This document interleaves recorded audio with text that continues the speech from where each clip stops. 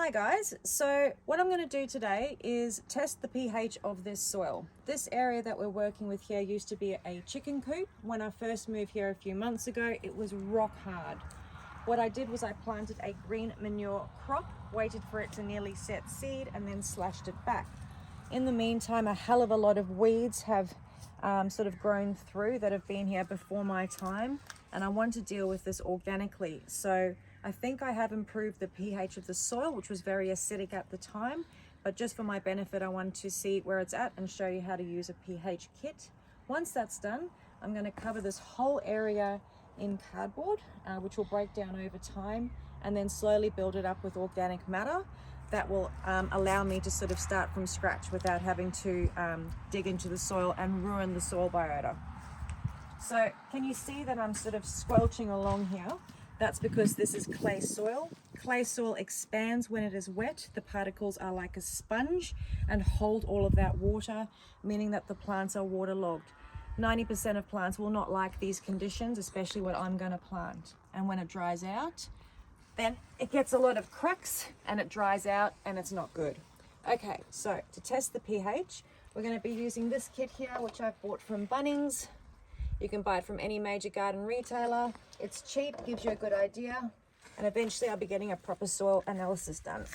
So we're going to dig about 10 to 15 centimeters into the soil, and we're going to get a small selection with a little plate that they provide you with. Just going to get a small selection of this clay soil. It's actually really hard down here, so I'll try and get a good bit. And you can just tell by looking at the color that it is clay soil. And the color of the soil is a good indicator of the soil health itself. And that color is not normally good. Normally a nice red earthy color is the best color. What we're going to do on that little soil sample is we're just going to put some pH dye indicator, which helps us determine what the pH will be. Just be careful with it. It does stain everything that it touches. And we're just going to kind of drop that on and mix that up into a paste.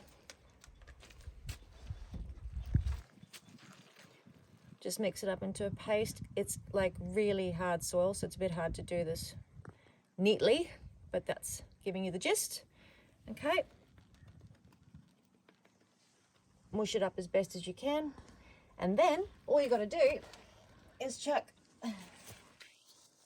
this powder onto it, and this powder is going to change color, and the color that it changes into will determine basically what the pH is, and will give you a good idea of what you're working with.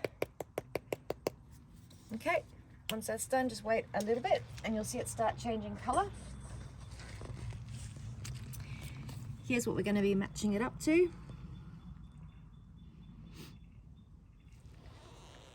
I think I can see quite a fair bit of green, maybe even 7, 6.5. If it is 6.5, that's actually perfect for what I'm wanting to grow in here, which is brassicas, so sort of broccoli, cabbages, cauliflower, etc.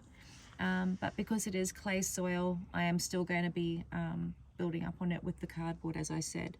So that's how easy it is to do a pH test. I do recommend that you do it in various parts of your garden. Even in here, I would be doing a couple of different tests and then testing other spots. Just because your pH is certain in one spot, it could be completely different just over there.